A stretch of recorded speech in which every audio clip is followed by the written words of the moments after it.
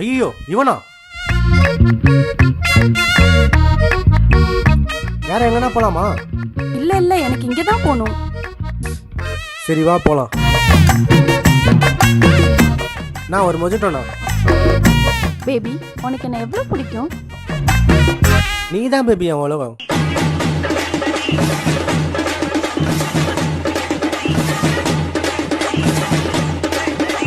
Baby, mojito ரொம்ப ஸ்வீட்டா இருக்குல்ல?